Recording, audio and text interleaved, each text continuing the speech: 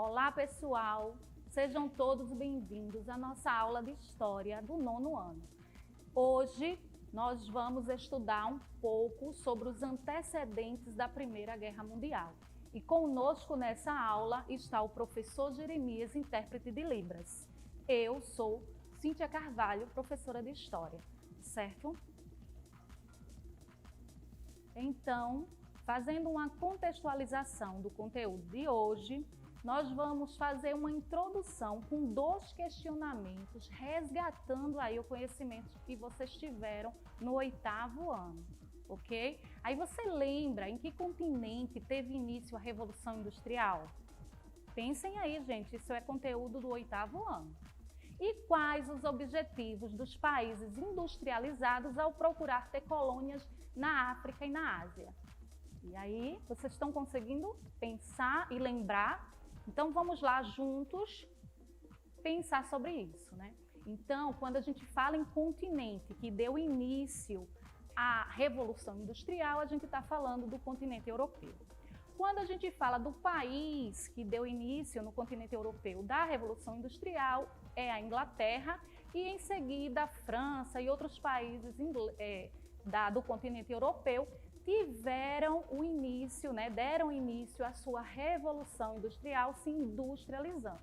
Agora, dentro desses países, alguns tiveram a industrialização rápida e outros demoraram mais a se industrializar, como foi o caso da Itália e da Alemanha. Então, quais os objetivos dos países industrializados ao procurar ter colônia na África e na Ásia?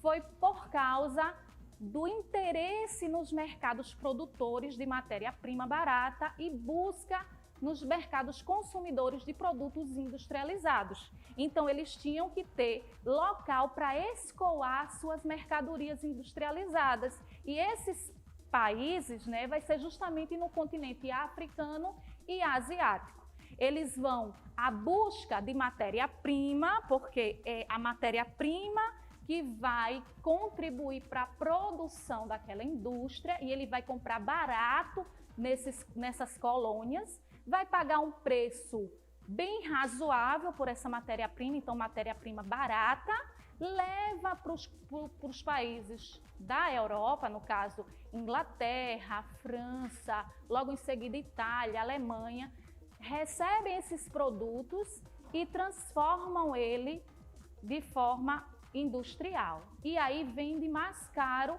para essas colônias. Então, o lucro para esses países em relação aos produtos industrializados é maior do que quem vende matéria-prima. Agora, lembraram desse assunto? Então, vamos agora entender como foi esses antecedentes e quais foram esses antecedentes e o que contribuiu, para esses países do continente europeu, o clima e a riqueza com a industrialização, o clima de convívio social, o desenvolvimento que a indústria trouxe para esses países. E aí a gente tem uma imagem, que é na era dos impérios, o imperialismo, que a gente chama que esses países industrializados, eles vão se tornar imperialistas porque eles vão desenvolver uma política econômica de vender mercadorias industrializadas, lucrar com isso e se enriquecer cada vez mais. E aí Paris se tornou um grande centro cultural, o símbolo dos novos tempos, Você sabe por quê? Justamente por causa desse acúmulo de riquezas, fez com que os burgueses, os donos de fábricas começassem a investir na cultura, começassem a produzir e inventar novas mercadorias, novos equipamentos, novas fontes energéticas. E aí é a conhecida Belle Époque, francesa, essa expressão é francesa, Belle Époque, usada para designar um período de euforia e otimismo na Europa que aconteceu antes da Primeira Guerra Mundial. Então, esse período de euforia, esse período de otimismo era por causa da riqueza, do desenvolvimento tecnológico, das novas descobertas. Imagina, gente, países que antes eram iluminados por candeeiro, agora têm energia elétrica. A descoberta da energia elétrica, ela vai trazer novas invenções e novos aparelhos para o bem social. Então, as pessoas vão começar a consumir e ter uma qualidade de vida muito melhor do que tinha antes da indústria. Então, a invenção do telefone. Imagina uma pessoa que para se comunicar teria que ficar frente a frente uma com a outra e agora à distância você conseguir se comunicar com aquela pessoa. Para as pessoas que viveram isso, a gente está acostumado, porque a gente tem celular, a gente tem internet, a gente tem chat, a gente se comunica de várias formas hoje. Mas naquele período que se iniciou e que teve o início aí da energia elétrica, do telefone, a invenção do automóvel, coisas que eles se transportavam em charretes, em carroças, guiadas por cavalos, agora eles iam ter o automóvel por causa da invenção do motor e do uso do petróleo. Então a indústria ela vai fazer com que a cara desses países se transforme, a vida dessas pessoas se transforme e eles se achem que são a civilização desenvolvida, uma civilização superior por ter todas essas coisas. E aí olha para a África e olha para a Ásia como continentes atrasados e como continentes que precisam desse olhar do homem branco, né? Então, o homem da Europa desse período é um homem extremamente racista que vai olhar para a África e para a Ásia como se eles não fossem países desenvolvidos, países atrasados, países que precisam deles para melhorar e chegar aonde eles chegaram. Isso era o olhar do europeu para a Ásia e para a África naquele período. Então, a burguesia, como eu disse a vocês, os donos de fábrica, começam a investir pesadamente dinheiro nessas novas tecnologias, nesse avanço científico, nessas novas descobertas. E aí a gente vai olhar essa imagem aí, que eu coloquei na tela, e observar e tentar fazer a análise dessa SAGE aí, tá? Essa SAGE é, na China, A Torta dos Reis e Imperadores, de Henri Meyer, publicada, né, no Jornal da França, em 1898, aí no finalzinho, né, do século XIX. Então, qual a mensagem que o artista quis transmitir aí? Quando a gente olha para a imagem, o que é que ela traz para a gente de ensinamento? O que é que ela nos diz? O que é que ela traz de contribuição se a gente for fazer uma análise? Observa aí. A gente tem uma figura de uma mulher aí que representa a rainha da Inglaterra, tá? E ela tá aí olhando de uma forma bem grosseira, assim, os olhos bem acirrados contra o governante da Alemanha. A gente vê aí o czar russo, a França representada como a república por causa da Revolução Francesa que houve, né, no século XVIII. E aí a gente também vê o imperador japonês. Todos de olho nessa torta aí. Que torta é essa? Que tem o nome Chine, né? Mas está em inglês, então a China.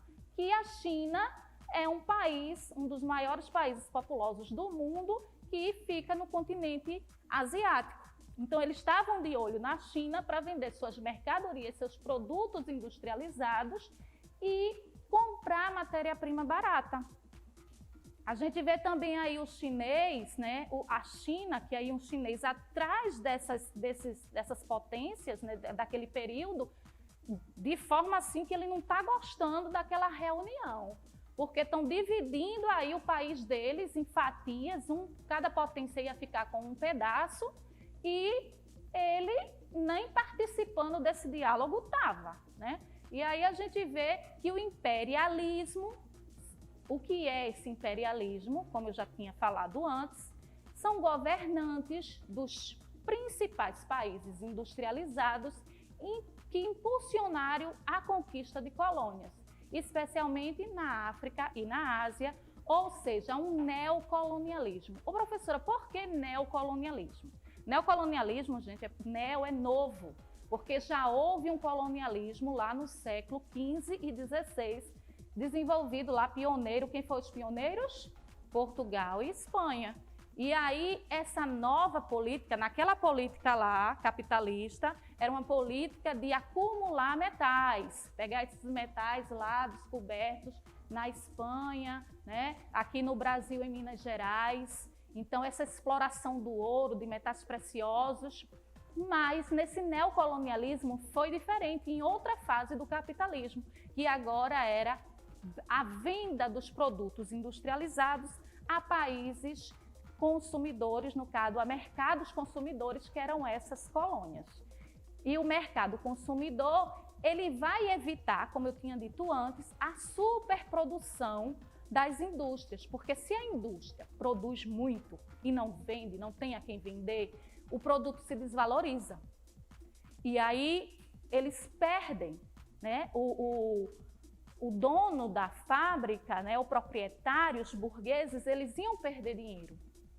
Então, eles precisam vender aquele produto e lucrar. E quanto mais a indústria produz, né? A produção e há mercado consumidor, há pessoas que comprem aquelas mercadorias, então quem enriquece mais é o dono da indústria, é aquele envolvido com esse tipo de política econômica, né? Então, a busca de fornecedores e de matéria-prima, como eu disse a vocês, mas essa busca de matéria-prima teria que ser para pagar de forma barata, né? E eles lucrarem mais. Exemplo, a borracha, o petróleo, né? Porque com o desenvolvimento, com a invenção do automóvel, do avião, o petróleo se tornou uma fonte energética mais importante na chamada Segunda Revolução Industrial. E aí, quando a gente fala em partilha da China, que a gente viu lá, da Ásia, naquela SAGE, agora, nessa conferência de Berlim, uma conferência, uma reunião, né, um grupo de políticos que se reúnem para discutir algo, vai ser a partilha da África, tá? Então, 14 países europeus se reúnem em Berlim para discutir a ocupação do território africano. Quem vai ficar com quem, que parte a gente vai explorar para poder vender nossas mercadorias industrializadas.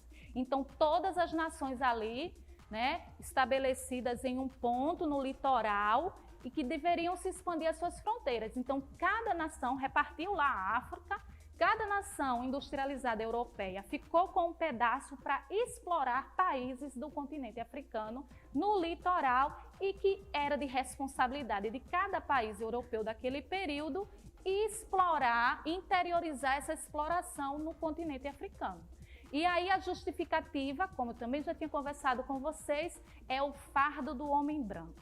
Na ideia deles, eles ainda estavam fazendo um favor para essas civilizações, que era levar a civilização para eles, porque eles achavam essas civilizações atrasadas, porque não eram industrializadas, porque não tinha esses benefícios que a indústria trouxe para a vida deles. Então, eles eram pessoas primitivas, atrasadas, que precisavam do branco. Então, o branco estava carregando eles nas costas. Então, quando a gente fala de imperialismo, a gente observa essa imagem aí que vai trazer várias informações para a gente.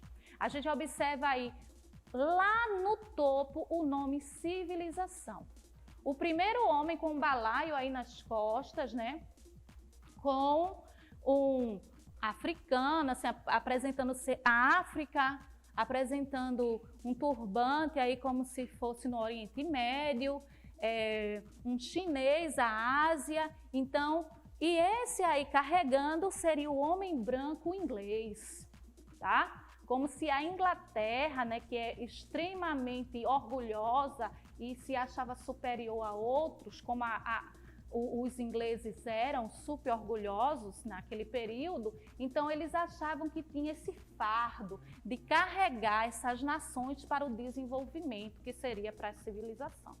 E aí, logo em seguida, os Estados Unidos, representando os Estados Unidos, carregando aí Cuba, os índios, né? Porque você vê que os Estados Unidos, ele mata muitos índios, saqueia suas terras, né? E os nativos da América, e eles acham também que esses povos eram atrasados e que precisavam dele, do tio Sam, né, que representa aí os Estados Unidos, que precisa dele para se desenvolver. Isso era a mentalidade do homem imperialista da época. Então, nesse clima aí de imperialista,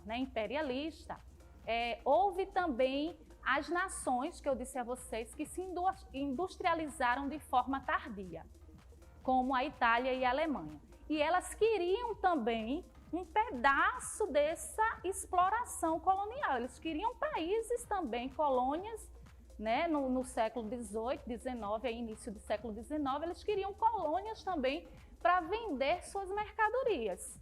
E essa situação aí, que eles queriam também partilhar, e a Inglaterra, a França e outros países europeus já estavam à frente dessa corrida, se criou uma certa rivalidade entre esses países europeus e esse clima tenso aí das nações competindo uma com a outra, brigando uma com a outra, essa rivalidade, essa rixa. Vocês viram lá naquela Sade I, aquela cara assim de abuso da rainha, do governante alemão lá também, o imperador russo, todo mundo muito bravo. Então esse clima de hostilidade aconteceu o quê? Contribuiu para uma chamada a paz armada. E o que foi essa paz armada? Foi uma corrida armamentista que os países não estavam em guerra, por isso paz armada, não estava em guerra, mas eles se armavam produzindo materiais bélicos, porque se caso tivesse uma guerra, eles já estavam naquele clima assim de guerra, e caso houvesse uma guerra, eles já estavam prontos para lutar. Então eles estavam esperando o conflito, mas se acontecesse conflito, eu estou preparada para isso, né? A gente está preparado para isso. Então, diante disso, quando a gente vai lutar, né? Quando a gente vai lutar, a gente luta melhor sozinho ou acompanhado? Acompanhado, né, gente? Então, eles foram buscar uma política de aliança com outros países para fortalecer seu poder de guerra. Porque um país só entrando numa guerra é mais fácil ele perder. Mas quando ele tem outros países junto com ele na luta, eles claro que vão conseguir. Então se cria 2 blocos, né? E antes mesmo da Primeira Guerra Mundial acontecer, que na realidade ela só recebeu o nome de Primeira Guerra Mundial depois que aconteceu a Segunda Guerra Mundial, tá? Então se criou 2 blocos de alianças entre as nações industrializadas imperialistas daquele período, que foi a Tríplice Aliança, em 1882, formada pela Alemanha, Itália, Império Austro-Húngaro, para evitar justamente o isolamento em caso de guerra. Como eu disse a vocês, se a gente entrar em guerra, então a gente está um império, 2 países unidos aí para lutar com quem quiser lutar conosco, que no caso, aqueles rivais a gente, aqueles que não comungavam das mesmas ideias e que queriam tomar nossos espaços. Então, eles tinham a rivalidade justamente com aqueles que divergiam deles, né? Aqueles que queriam tomar o que era deles porque eles começaram primeiro. Então, a Tríplice Entente, que entente em francês é acordo, em 1907, foi depois da formação da Tríplice Aliança. Então, esses blocos é interessante a gente entender, porque vai ser esses 2 blocos que vão entrar em conflito na Primeira Guerra Mundial. Então, a Tríplice Entente, um acordo, né, de 3 países, de 3 nações, que foi o acordo da Inglaterra, da França e da Rússia. E aí, no que a gente tinha falado sobre corrida armamentista, eles começaram a produzir armamento de guerra. Então, navios de guerra, armas, munições, granadas, uniformes, né? Alistamento militar, então os jovens, os homens se alistando no exército do país, da nação, por amor, por achar que a sua nação é melhor do que a outra, né? Então esse sentimento leva muitos homens e jovens a se alistarem nesse período, porque a qualquer momento poderia ter uma guerra entre esses dois blocos, porque o clima estava tenso, né? Quando um olha para o outro assim, querendo brigar, e fica aquela situação assim tensa, e que a qualquer momento, em qualquer situação que ocorrer, o embate acontece, né? E aí a gente vê a Tríplice Entente Azul, formada por Inglaterra, França e Rússia, e a Tríplice Aliança, formada por Alemanha, Império Austro-Húngaro e Itália, ok? E aí a gente lembra que a gente vai ver os antecedentes que contribuíram, né, para acontecer a Primeira Guerra Mundial e o fato que leva a começar essa Primeira Guerra Mundial. Então, a gente viu o imperialismo, né? O que foi o imperialismo dessas nações industrializadas, que eram atrás dos 3 M's, mercado consumidor, matéria-prima barata e mão de obra barata.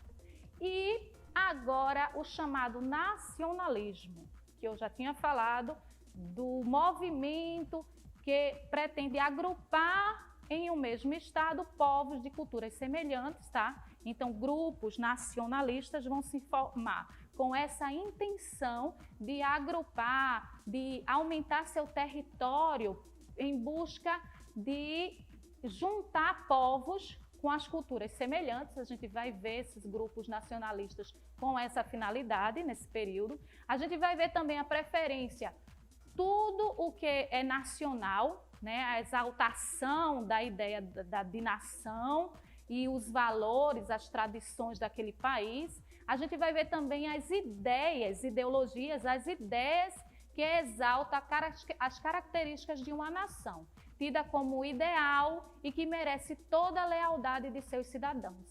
Então, justamente por causa da Belle Époque, né? Porque a Belle Époque fez com que as nações se tornassem, com tanta tecnologia, tantas novidades como automóvel, eletricidade, tantas mudanças para conforto, danças, bares, vida noturna, né? Uma vida muito mais confortável do que aquela do início da Revolução Industrial. Então, aí no final do século XVIII para início do século XIX, as sociedades europeias estavam eufóricas de tantas tecnologias novas, né? Telefone, cinema. Imagina você ir para o cinema pela primeira vez, a invenção do cinema. Então, aconteceu nesse período. E aí, isso fez com que o sentimento das pessoas pelo seu país aumentassem. Meu país é o melhor, meu país é o mais civilizado, meu país, eu dou a minha força de luta por ele porque ele merece. Então, isso era o sentimento nacionalista das pessoas. E, além dos sentimentos nacionalistas, tem aqueles interesses das nações em busca de mais território para agrupar povos que têm uma origem étnica comum.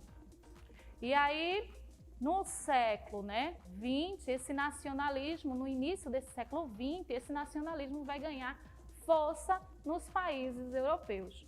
Os ingleses, eles vinham como o povo mais civilizado do mundo, porque eles foram os pioneiros na Revolução Industrial. Foi na Inglaterra que dá início à Revolução Industrial. A Itália, que quando se unifica tardiamente, como eu falei para vocês, o processo de industrialização da Itália foi uma das que demorou mais no continente europeu, e quando ela se industrializa, se unifica, ela quer também controle de novas colônias, dessas colônias que era de domínio inglês, francês. Então ela queria também um pedaço dessas colônias para poder crescer economicamente. E o pan-germanismo, que foi isso? O pan-germanismo era a tentativa da Alemanha, dos germânicos, né? A Alemanha é um termo que a gente usa hoje, porque vem do latim, Alemanha, mas em inglês eles chamam muito a Alemanha de Germânia, tá? porque os antigos romanos chamavam o território que hoje é a Alemanha de Germânia. E aí o pan-germanismo era a expansão desse território alemão para países que tinham essa linha étnica germânica, então aumentar esse território. Mas os países que não queriam esse expansionismo, né, via isso aí com mau olho. E aí é justamente a ideia da França em relação à Alemanha. Eles tinham uma rixa, tá? Então, por quê? Porque os franceses eles perderam da Alemanha na guerra chamada Franco-Prussiana. Eles perderam território, um território rico em minério de ferro, perde para a Alemanha e aí vai criar um revanchismo francês. Revanchismo é a ideia de querer uma revanche por ter perdido uma guerra. Então, essa guerra fez com que os franceses já olhassem com um mau olho aí os alemães. Então, a gente percebe que esse nacionalismo que vai surgir na Europa nesse período vai contribuir muito para o início da Primeira Guerra Mundial. E aí a gente, continuando, falando ainda de nacionalismo, a gente vê aí o pan-germanismo, o pan-eslavismo, a gente viu o pan-germanismo da Germânia, Alemanha, e agora o pan-eslavismo, que era um movimento que defendia os valores, né, culturais, históricos dos eslavos, tá? Aqueles povos aí que um dos países que mais defendeu essa ideia do pan-eslavismo foi a Rússia.